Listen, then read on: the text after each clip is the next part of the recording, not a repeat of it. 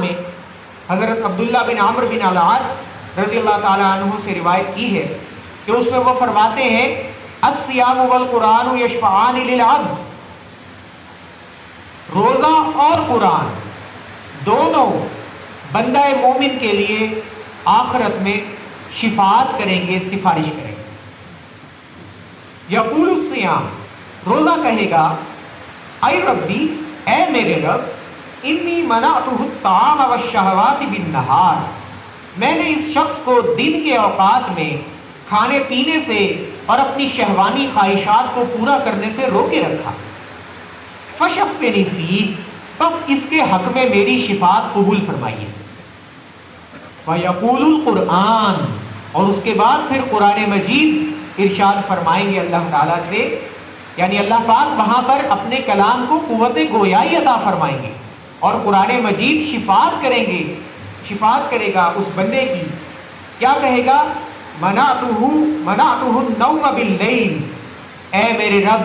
میں نے اس بندے کو رات کو سونے سے روکے رکھا۔ فشفنی فیہ، بس اس کے حق میں میری شفاعت قبول فرمائیے۔ فیشفعان، تو اللہ پاک کے نبی صلی اللہ علیہ وآلہ وسلم فرماتے ہیں دونوں کی شفاعت قبول کی جائے گی۔ کس قدر بڑی بشارت ہے ہمارے لیے کہ آج ہمارے پاس موقع ہے، آج ہم اس قابل ہیں کہ روزے کی شفاعت کو بھی اپنے لیے واجب کر سکیں اور رمضان المبارک کی راتوں میں قیام کر کے قرآن مجید کی شفاعت کو بھی اپنے لیے ہم واجب کر سکیں۔ تو اس حدیث مبارکہ سے بھی یہ بات ہمارے سامنے واضح ہو کر آ رہی ہے کہ اللہ پاک نے جہاں دن کے روزے کی جو ہے وہ بات کی ہے، وہیں رات میں نیند کو کم کر کے زیادہ سے زیادہ قرآن مجید کے ساتھ وقت گزارنے کی ترغیب بھی دی۔ دیگر کئی احادیث میں بھی آپ مطالعہ کریں انشاءاللہ اس موضوع پر، تو آپ کو ملے گا کہ کئی احادیث میں اللہ پاک نے اسی بات کی ترغیب دلائی ہے اپنے نبی اکرم صلی اللہ علیہ وسلم کی زبان۔ صحابہ کرام کا معمول آتا ہے احادیث میں کہ صحابہ کرام فرماتے ہیں کہ جب ہم روزے کی راتوں میں قیام کر کے گھر جاتے تھے صبح کے قریب، تو ہم اب جا کر اپنے گھر والوں کو کہا کرتے تھے کہ جلدی جلدی سحری لے آؤ، کہیں ایسا نہ ہو کہ سحری فوت ہو جائے۔ اب آپ دیکھیے کہ کتنا وقت صحابہ کرام قرآن مجید کے ساتھ گزارتے ہوں گے کہ وہ صبح جا کر اپنے گھر والوں کو یہ فرماتے تھے کہ جلدی سحری لاؤ، کہیں سحری کا وقت نہ نکل جائے۔ تو یہ وہ چیز ہے کہ جس کو پھر اجاگر کیا ہے اور واضح کیا ہے بانی تنظیم اسلامی محترم ڈاکٹر اسرار احمد صاحب رحمہ اللہ نے۔ انہوں نے اس چیز کی اہمیت کو سب سے پہلے خود محسوس کیا اور پھر لوگوں کو اس کی طرف مائل کیا کہ کیوں نہ ہم دن میں روزہ رکھیں اور راتیں قرآن مجید کے ساتھ گزاریں۔ اس کے لیے انہوں نے تنظیم اسلامی کے زیر اہتمام دورہ ترجمہ قرآن کی محافل کا انعقاد کرنا شروع کیا۔ یہ آج سے تقریباً 25-30 سال پہلے انہوں نے جو ہے وہ اس تحریک کا، اس مہم کا آغاز کیا تھا کہ دن میں روزہ رکھا جائے اور رات کو ساری رات یا کم از کم اتنا حصہ کہ جس میں اس قرآن مجید کے اس حصے کا مطالعہ کر لیا جائے جو کہ تراویح میں پڑھا کیا ہے، تو اس کا مطالعہ جو ہے ترجمہ اور تفسیر کے ساتھ کیا جائے۔ طریقہ کار کچھ اس طرح سے ہوتا ہے دورہ ترجمہ قرآن کا کہ 4 رکعت تراویح میں جو بھی قرآن مجید کی تلاوت ہونی ہوتی ہے، ایک بھائی جو ہیں وہ پہلے بیٹھ کر ان 4 رکوع کا یا جتنا بھی وہ پاؤ پارا ہے اس کا مطالعہ، ترجمہ اور مختصر سی تفسیر لوگوں کے سامنے بیان کر دیتے ہیں۔ اس کے بعد پھر قاری صاحب جو ہے وہ اس کو پڑھ کر سناتے ہیں، اور اس طرح سے جب سامعین سنتے ہیں اس قاری صاحب کی تلاوت کو تو چونکہ تازہ تازہ پڑھا ہوا ہوتا ہے تو سب کو سمجھ آتی ہے کہ یہ اس وقت اللہ پاک ہم سے کیا فرما رہے ہیں۔ ورنہ آپ لوگ جانتے ہیں کہ ہماری زبان عربی نہیں ہے، ہم لوگ عجمی لوگ ہیں، ہم عربی نہیں جانتے، ہمیں عربی سیکھنے کے لیے محنت کرنی پڑتی ہے، کوشش کرنی پڑتی ہے۔ ہر شخص یہ کوشش اور محنت کے لیے وقت نہیں نکال پاتا، تو اس کا آسان ترین طریقہ یہ پھر ڈاکٹر صاحب نے سامنے رکھا کہ آپ رمضان کی راتوں میں آئیے، آپ کے سامنے قرآن مجید کا ترجمہ اور مختصر تشریح کی جائے گی، اور پھر آپ اسی ترجمہ اور تشریح سے متعلق جو آیات بیان ہوئی ہیں ان کو آپ اگلی 4 تراویح میں سنیے، تاکہ آپ کو معلوم ہو کہ اللہ پاک جو ہے وہ اپنے کلام میں کیا فرما رہے ہیں۔ مردوں کے لیے بھی انتظام ہوتا ہے اور خواتین کے لیے بھی انتظام ہوتا ہے۔ اس کے ساتھ ساتھ کئی مقامات پر خلاصہ قرآن کا بھی اہتمام کیا جاتا ہے کہ جس میں تراویح کے بعد آدھے سے پونے گھنٹے کے دورانیے کا مختصر خلاصہ اس چیز کا، اس پارے کا جو اس دن کی تراویح میں پڑھا گیا ہے، وہ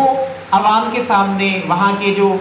نمازی حضرات ہوتے ہیں ان کے سامنے بیان کر دیا جاتا ہے، تاکہ نمازیوں کو فہم حاصل ہو کہ قرآن مجید میں اللہ پاک نے آج کے پارے میں کیا فرمایا۔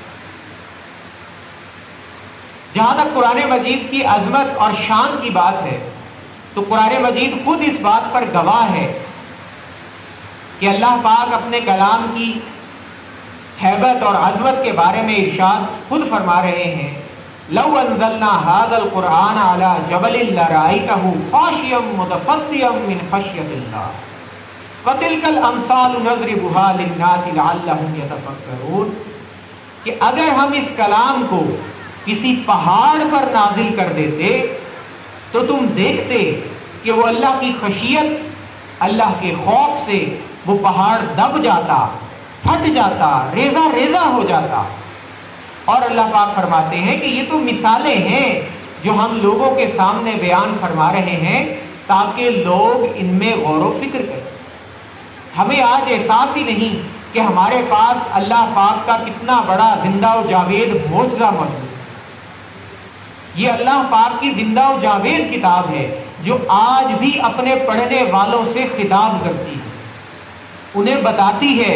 کہ اس کام میں، ان کاموں میں اللہ پاک کی رضا ہے، اور ان کاموں میں، ان عمل میں اللہ پاک کی ناراضگی ہے۔ یہ اعمال کرنے والی قومیں برباد کر دی گئیں اور یہ اعمال کرنے والے لوگوں سے اللہ پاک راضی ہو گئے۔ تو آج بھی ہمارے پاس مطلب وہ زندہ و جاوید کلام موجود ہے جو ہماری رہنمائی کا باعث ہے، جس کو اللہ پاک نے قیامت تک کے لیے نوع انسانی کی رہنمائی کے لیے بھیجا ہے اور اس کی حفاظت کا خود ذمہ لیا۔ کوئی شخص، کوئی انسان، کوئی اور مخلوق اللہ کی، کوئی حیوان، کوئی چرند پرند، کوئی جن اس کلام میں کسی طرح کی کوئی ملاوٹ نہیں کر سکتا۔ یہ خاص اللہ پاک کی حفاظت میں محفوظ کرنا۔ اسی قرآن مجید کو اللہ پاک نے اپنی رسی بھی قرار دیا۔ قرآن مجید میں جس اللہ کی رسی کا ذکر ہے جو سورہ آل عمران کی آیت میں آتا ہے، وَاعْتَصِمُوا بِحَبْلِ اللَّهِ جَمِيعًا وَلَا تَفَرَّقُوا، کہ اے لوگوں سب مل جل کر اللہ کی رسی کو مضبوطی سے تھام لو اور آپس میں متفرق نہ ہو جاؤ، بٹ نہ جاؤ گروہوں کے اندر۔ تو یہی وہ اللہ کی رسی ہے کہ جس کو پھر اللہ کے نبی صلی اللہ علیہ وآلہ وسلم نے احادیث مبارکہ میں واضح فرمایا کہ اللہ کی رسی سے مراد یہی قرآن حکیم ہے۔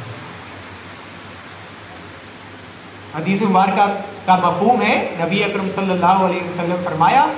آگاہ ہو جاؤ یہی قرآن اللہ کی وہ رسی ہے جو آسمان سے لے کر زمین تک تنی ہوئی۔ ایک اور حدیث مبارکہ میں اللہ کے نبی صلی اللہ علیہ وسلم فرمایا،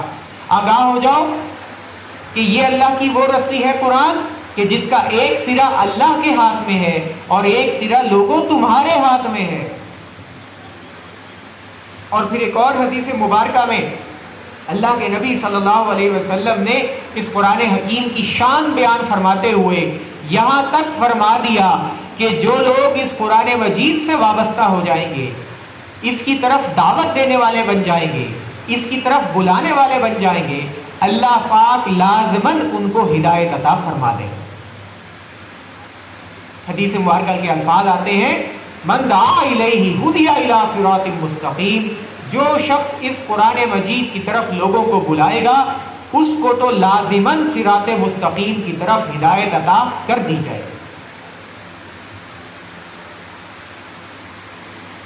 اور ایک اور حدیث مبارکہ جو شروع میں نے آپ کے سامنے پیش کی ہے کہ جس میں اللہ کے نبی صلی اللہ علیہ وسلم نے فرمایا، بہت مشہور حدیث مبارکہ ہے، خیرکم من تعلم القرآن وعلمہ، اے لوگوں تم میں سے بہترین لوگ وہ ہیں۔ ہم آج بہترین کس کو سمجھتے ہیں؟ جس کے پاس پیسہ زیادہ ہے، جس کے پاس عہدہ بڑا ہے، جس کے پاس حیثیت بڑی ہے، جس کے پاس جاگیر زیادہ ہے، جس کے پاس کاروبار، کوٹھیاں، مکان زیادہ ہیں، ہم اس کو بڑا سمجھتے ہیں۔ لیکن نبی اکرم صلی اللہ علیہ وسلم اور اللہ تعالیٰ کے نزدیک بہترین شخص وہ ہے، خیرکم من تعلم القرآن وعلمہ، بہترین شخص وہ ہے جو قرآن مجید کو سیکھتا ہے اور آگے سکھاتا ہے۔ آج ہمارے لیے موقع ہے، سب کے لیے، یہاں میرے بھائی بھی موجود ہیں، میری بہنیں بھی موجود ہیں، ہم سب سے اللہ پاک کا کلام خطاب کرتا ہے، ہم سب کو پکارتا ہے، ہم سب اللہ کے بندے ہیں۔ اللہ کی بندگی میں اللہ تعالیٰ نے مرد اور عورت کا کوئی فرق نہیں رکھا۔ جس طرح مرد کا جو ہے اس کی ذمہ داریاں ہیں، اس کے فرائض ہیں، اس کے ذمہ واجبات ہیں، اسی طرح عورتوں کا اپنا دائرہ کار ہے، ان کے اپنے حقوق ہیں، ان کے اپنے فرائض ہیں جو اللہ تعالیٰ نے متعین فرمائے۔ تو دین کا علم حاصل کرنا، دین کو سیکھنا، قرآن پاک کو سیکھنا اور آگے پہنچانا اور اس کو سیکھنا سکھانا، یہ فریضہ ایسا فریضہ ہے جو جتنا مردوں پر عائد ہے اتنا خواتین پر بھی۔ ہم خود بھی دین سیکھیں اور اپنے گھر کی خواتین کو دین سکھانے کی محنت بھی کریں۔ آج ہمارے پاس موقع ہے کہ ہم اللہ تعالیٰ کے نبی صلی اللہ علیہ وآلہ وسلم کی ان بشارتوں کا اپنے آپ کو مستحق بنا لیں، اپنی زندگیوں کو وقف کر دیں ہم اللہ پاک کے کلام کی خدمت میں، اس کو سیکھنے اور سکھانے میں۔ اور جو لوگ ایسا کریں گے جان لیجئے کہ اللہ پاک نے اور اس کے نبی صلی اللہ علیہ وآلہ وسلم نے ان لوگوں کو دنیا میں بھی بہترین قرار دیا ہے اور آخرت میں بھی ان کا درجہ بہت بلند ہوگا۔ اب ہم آتے ہیں اپنی گفتگو کے آخری موضوع کی طرف کہ رمضان المبارک اور قیام پاکستان، ان کا آپس میں کیا باہمی ربط جو ہے وہ ہمیں نظر آتا ہے۔ دیکھیے یہ بات تو آپ سب کو معلوم ہی ہوگی کہ پاکستان کا قیام ایک معجزاتی عمل کے طور پر 27 رمضان المبارک لیلۃ القدر کی رات میں جو ہے وہ وقوع پذیر ہوا۔ خود قائد اعظم یہ فرماتے ہیں کہ مجھے یقین نہیں تھا کہ اتنی جلدی پاکستان کا قیام عمل میں آ جائے گا۔ لوگوں کے وہم و گمان میں بھی نہیں تھا کہ کس طرح سے اللہ پاک نے غیبی مدد فرمائی اور پاکستان کا قیام ہوا بمطابق 14 اگست 1947 اور 27 رمضان المبارک۔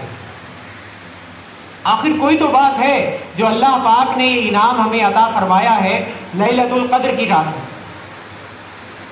کچھ تو ہے، ہمیں اس پر غور کرنا ہے کہ وہ کیا ہے۔ وہ بات یہ ہے کہ آپ سب لوگ یہ بھی جانتے ہیں کہ پاکستان دنیا کی واحد نظریاتی اسلامی مملکت جو ایک نظریے کی بنیاد پر قائم ہوئی، دو قومی نظریہ، مسلمان ایک قوم ہے اور ہندو دوسری قوم ہے۔ اور اس وقت یہ بات بڑے جوش و خروش سے پورے بر صغیر میں گونج رہی تھی کہ پاکستان کا مطلب کیا؟ لا الہ الا اللہ۔ یہ تھا وہ وعدہ جو ہم نے کیا اللہ پاک سے، اور ہم نے اللہ تعالیٰ سے کہا کہ اے اللہ تعالیٰ ہمیں ایک مملکت، ایک ایسا خطہ زمین عطا فرما دے کہ جہاں ہم تیرے دین پر بغیر کسی فکر کے، بغیر کسی خوف کے عمل کر سکیں۔ اور پھر اللہ پاک نے ہمیں وہ خطہ عطا فرما دیا۔ انگریز بھی مطلب یہ چیزیں لکھی ہیں لوگوں نے کتابوں کے اندر، نہ انگریز پاکستان کی آزادی کے حق میں تھا، نہ ہندو پاکستان کی آزادی کے حق میں تھا، نہ کوئی سکھ یا اور قوم جو ہے وہ پاکستان کی آزادی کے حق میں تھی، لیکن اللہ پاک نے خصوصی فضل فرمایا، خصوصی رستہ بنایا اللہ پاک نے کہ پاکستان قائم ہوا۔ پاکستان جب قائم ہوا تو یہاں کئی قومیں بستی تھیں، پٹھان تھے، بلوچ تھے، سندھی تھے، پنجابی تھے، بنگالی تھے، اور جو چھوٹی چھوٹی ہیں وہ تو کئی ساری تھیں۔ ان کی نہ زبان مشترک تھی، نہ ان کا کلچر مشترک تھا، نہ ان کا رنگ ایک تھا، نہ ان کی نسل ایک تھی، کچھ بھی سیم نہیں تھا۔ ہر علاقے کی زبان مختلف، کلچر مختلف، لیکن جو وحدت کی بنیاد تھی وہ کلمہ توحید تھی۔ پاکستان کا مطلب کیا؟ لا الہ الا اللہ، لے کے رہیں گے پاکستان، بن کے رہے گا پاکستان۔ یہ وہ نعرے تھے جنہوں نے اس وقت کے مسلمانوں کے لہو کو گرما دیا تھا، اور اس وقت کے لوگوں نے یہ وعدہ کیا تھا کہ اے اللہ تعالیٰ اگر تو ہمیں ایک آزاد خطہ عطا فرما دے تو ہم وہاں تیرے نام کو سربلند کریں گے، تیرے دین کو قائم کریں گے، تیرے دین پر عمل کریں گے، اور ہمیں انگریز کی اور ہندو کی غلامی کا کوئی خوف نہیں ہوگا۔ لیکن بدقسمتی سے ہم نے ایسا نہ کیا۔ ہم نے اس پاکستان میں دین اسلام کی طرف پیش قدمی نہ کی۔ ہم نے اس پاکستان کے اندر دین اسلام کو قائم کرنے کی جدوجہد بھی اس سطح کی نہ کی جس سطح کی کرنی چاہیے۔ نتیجتاً مسلمان بھی جو یہاں کے رہنے والے تھے وہ بھی ویسے بنتے گئے جیسے پوری دنیا میں جو ہے وہ ایک روش چل رہی تھی کہ بس آؤ حکمرانی کرو، کھاؤ پیو اور جو ہے وہ چلے جاؤ۔ تو پاکستان کا قیام بھی جو ہے ڈاکٹر اسحاق صاحب رحمہ اللہ اس کو بہت اچھی طرح سے اپنی تقریروں میں اور کتابوں میں واضح فرماتے ہیں کہ پاکستان کے قیام کی بنیاد بھی اسلام تھا اور پاکستان کی بقا کی بنیاد بھی اسلام ہے۔ اگر ہم نے اسلام کی طرف پیش قدمی نہ کی، اگر ہم نے اسلام کو پیٹھ دکھائی تو یقین مانیے کہ اللہ پاک ہم سے ایسے ناراض ہوں گے کہ پھر کبھی راضی نہ ہوں گے۔ اگر ہم نے اسلام کو اپنے لیے اختیار نہ کیا، اگر ہم نے اسلام کی تعلیمات پر عمل نہ کیا، اس دوری کی وجہ سے، یہ جو ہم نے اسلام سے دوری اختیار کی، یہی وجہ ہے کہ پھر اللہ پاک کی ناراضگی کے اثرات ہمیں دیکھنا پڑے، اور وہ کئی شکلوں میں آج ہمارے سامنے اب بھی موجود ہے۔ منافقت ہمارے اندر رچ بس گئی ہے۔ خود قرآن مجید میں اللہ پاک ایک قوم کا تذکرہ فرماتے ہیں کہ اللہ پاک سے ایک قوم نے وعدہ کیا کہ اے اللہ تعالیٰ اگر آپ ہم پہ اپنا فضل فرمائیں گے تو ہم آپ کے رستے میں صدقہ خیرات کریں گے اور نیک لوگ بن جائیں گے۔ اللہ تعالیٰ نے اس قوم پہ اپنا فضل فرمایا، لیکن انہوں نے اللہ سے کیے ہوئے وعدے کی خلاف ورزی کی اور اللہ کے راہ میں صدقہ خیرات نہیں کیا، تو اللہ تعالیٰ فرماتے ہیں میں نے ان کو یہ سزا دی کہ میں نے ان کے دلوں میں نفاق ڈال دیا، اور وہ نفاق آج ہمیں اپنے اندر بھی نظر آتا ہے۔ اس نفاق کی کئی شکلیں ہیں، ہم چاہے ہم آنکھیں بند رکھتے ہیں لیکن وہ نفاق ہمارے سامنے آتا رہتا ہے، اس کی شکلیں آتی رہتی ہیں۔ آپس کی لڑائیاں ہیں، جھگڑے ہیں، تو میں ہے، فرقہ بندیاں ہیں، ذاتیں ہیں۔ علامہ اقبال نے تو اسی وقت کہہ دیا تھا فرقہ بندی ہے کہیں اور کہیں ذاتیں ہیں، کیا زمانے میں پنپنے کی یہی باتیں ہیں؟ وہ زمانے میں معزز سے مسلمان ہو کر اور تم خار ہوئے تارک قرآن ہو کر۔ جب سے مسلمانوں نے اس قرآن حکیم کو چھوڑا ہے مسلمان رسوا ہیں، ذلیل و خوار ہیں۔ تو آج ہمارے اندر فرقہ بندیاں ہیں، ذاتوں کے جھگڑے ہیں، اختلافات ہیں، قطع رحمیاں ہیں، بھائی بھائی سے دشمن ہے، اس کی شکل دیکھنے سے روادار نہیں، اس کے ساتھ غمی خوشی میں شریک ہونے پر تیار نہیں۔ اس کے علاوہ اجتماعی نظام میں جو اللہ پاک کے ہم نے خلاف ورزیاں کی ہوئی ہیں وہ بھی ہمارے سامنے ہونی چاہیے کہ اجتماعی نظام میں، نظام حکومت میں، سیاست میں اللہ پاک کی حاکمیت کو قائم نہ کرنا، معیشت کے اندر اللہ پاک کے حرام کردہ سودی نظام کو جاری رکھنا، معاشرت کے اندر اللہ پاک کے پردے اور ستر کے احکامات کی دھجیاں اڑانا، بے حیائی عورتوں کا بے پردہ گھروں سے باہر نکلنا، بے حیائی اور بے حیائی عریانی فحاشی کا عام ہونا، میڈیا پر جو ہے وہ بے حیائی کا سیلاب آنا، یہ ساری چیزیں علامتیں ہیں اس بات کی کہ اللہ پاک اس قوم سے راضی نہیں ہے۔ جب تک کہ یہ قوم اپنے آپ کو ٹھیک نہ کر لے، جب تک کہ یہ قوم اپنے جرائم سے توبہ نہ کر لے۔ توبہ دو طرح کی ہوتی ہے، یاد رکھیے گا۔ ایک ہوتی ہے انفرادی توبہ، جب ہمیں اپنا کوئی گناہ یاد آتا ہے ہم اللہ کے حضور رونے بیٹھ جاتے ہیں، کہ یا اللہ غلطی ہو گئی، یہ گناہ ہو گیا ہم سے، ہمیں معاف فرما دے. یہ انفرادی توبہ. ایک ہوتی ہے قوموں کی سطح پر اجتماعی توبہ، جب قومیں اللہ پاک کے احکامات کی خلاف ورزی کرتی ہیں اور جب قوموں پر اللہ پاک کی ناراضگی آتی ہے تو پھر ان قوموں پر اللہ پاک کے عذاب کے چھوٹے چھوٹے ٹکڑے آنا شروع ہوتے. اب اگر وہ قومیں سنبھل جائیں اور اجتماعی توبہ کر لیں، جس کی مثال قرآن مجید میں قوم یونس کی آئی ہے کہ قوم یونس پر جب اللہ پاک کے عذاب کے سائے نمودار ہوئے، انہوں نے فوراً میدان میں پوری قوم نکل آئی اور اللہ کے حضور گڑ گڑانے لگی اور سجدے میں پڑ گئی. تو اللہ پاک نے اپنے عذاب کو ہٹا لیا. آج بھی ہم جو گناہ ہم نے اجتماعی طور پر کیے ہیں، اگر ہم ان سے اللہ پاک کی جناب میں توبہ کر لیں اور اپنے آپ کو ٹھیک کر لیں اور اللہ پاک کے دین پر عمل کرنے والے بن جائیں، اللہ پاک کے دین کو سیکھنے والے بن جائیں، تو آج بھی اللہ پاک یہ جو چھوٹے چھوٹے عذاب ہم پر آتے ہیں، کوئی مہنگائی کا طوفان کبھی آ رہا ہے، کبھی جو ہے کوئی وہ بجلی کی لوڈ شیڈنگ کا طوفان ہے، کبھی گیس کی لوڈ شیڈنگ کا بحران ہے، کبھی جو ہے پانی کی قلت کا بحران ہے، یہ ساری چیزیں علامت ہے، نشانی ہے غور و فکر کرنے والوں کے لیے کہ یہ اللہ پاک کی رضا کی علامتیں نہیں ہوتی، بلکہ یہ توجہ دلاتی ہیں یہ علامتیں کہ اے قوم ذرا غور کرو، تم کہیں اللہ کے رستے کو چھوڑ تو نہیں چکے، تم کہیں دور تو نہیں چلے گئے اللہ پاک کے رستے سے بتائے ہوئے طریقے سے. تو ان سارے حالات میں ضرورت اس بات کی ہے کہ ہم واپس لوٹیں اس اپنے اصل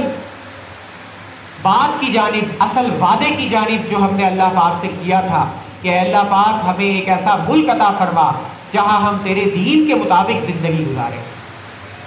آج ہماری پرائرٹیز میں سے دین نکل گیا. آج ہمارے پاس قرآن مجید کو سمجھنے، سمجھانے، سیکھنے، سکھانے کا وقت نہ بچا. ایسا ہمیں ہماری معاشی جکڑ بندیوں نے جکڑا ہے کہ ہمارے پاس اللہ کے دین کی طرف توجہ کرنے کا وقت ہی نہ رہا. کیا مرد اور کیا خواتین، کسی کے پاس بھی وقت نہ رہا. ضرورت اس بات کی ہے کہ آج ہم واپس لوٹیں اللہ کے کلام کی طرف، اس کو تھامیں، اس کو پڑھیں، اس کو سمجھیں. ڈاکٹر اسحاق صاحب رحمہ اللہ نے یہ کتابچہ جو ہے وہ موجود ہے ڈاکٹر صاحب کا، قرآن حکیم اور ہماری ذمہ داریاں. اس کتابچے کے اندر ڈاکٹر صاحب نے 5 ذمہ داریاں بیان فرمائی ہیں کہ امت مسلمہ پر 5 ذمہ داریاں جو ہیں وہ عائد ہوتی ہیں. سب سے پہلی ذمہ داری قرآن مجید پر ایمان لایا جائے. دوسری ذمہ داری اس کا ادب کیا جائے، اس کا احترام کیا جائے، اس کی تلاوت کی جائے. تیسری ذمہ داری اس پر عمل کیا جائے. ظاہر ہے تلاوت کریں گے، سمجھیں گے تو عمل کریں گے. اس کو سمجھا جائے،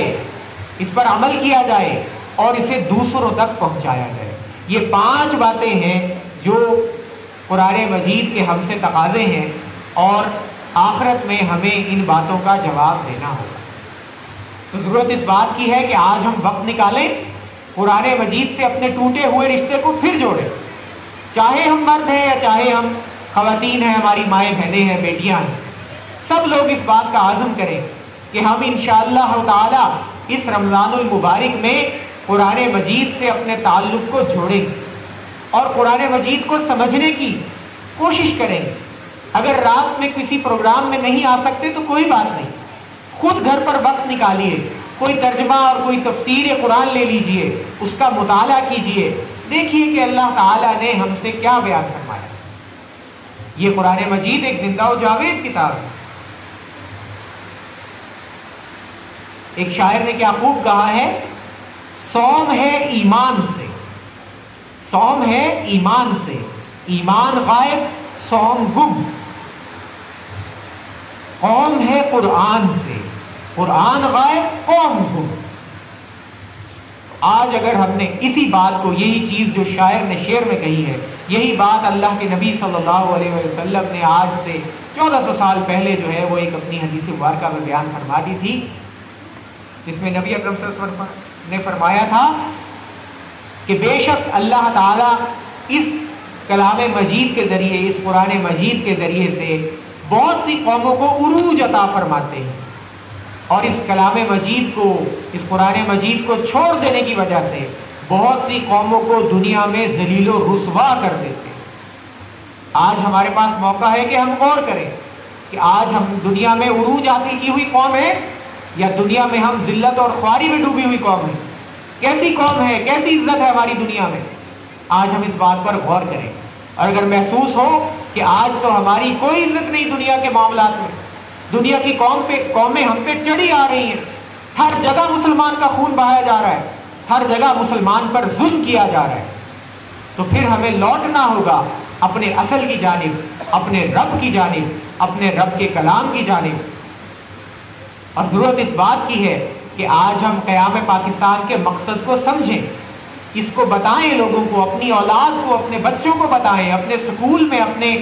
جو کلاسیں ہیں اپنی اس میں بتائیں، لوگوں کو، بچوں کو آگاہ کریں کہ بیٹا قوم، یہ پاکستان قوم، یہ مسلمان قوم، یہ پاکستان کے قیام کا مقصد کیا تھا،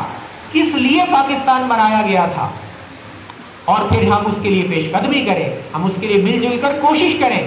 کیا خبر اللہ پاک ہماری انفرادی توبہ بھی اور اجتماعی توبہ بھی قبول فرما لیں، اور ہمارے لیے دنیا میں بھی خیر و عافیت کا معاملہ فرما دیں، اور اللہ پاک ہماری آخرت بھی جو ہے وہ سنوار دیں۔ اللہ پاک سے دعا ہے کہ اللہ پاک ہماری دنیا میں بھی ہمیں اپنے کلام کی طرف توجہ کرنے کی توفیق عطا فرمائے، اور اس کلام کو سمجھنے کی، سیکھنے کی، سکھانے کی، اور جتنے بھی اس کے ہم پر حقوق ہیں ان سب کو ادا کرنے کی اللہ پاک ہمیں توفیق عطا فرمائے، اور اللہ پاک ہمیں آخرت میں بھی اس قرآن مجید کی شفاعت کا مستحق بنائے، اور اس پر ہمیں دنیا میں بھی عمل کی توفیق عطا فرمائے، اور آخرت میں بھی ہمیں اللہ پاک نجات عطا فرمائے۔ وآخر دعوانا الحمدللہ رب العالمین۔ جزاکم اللہ۔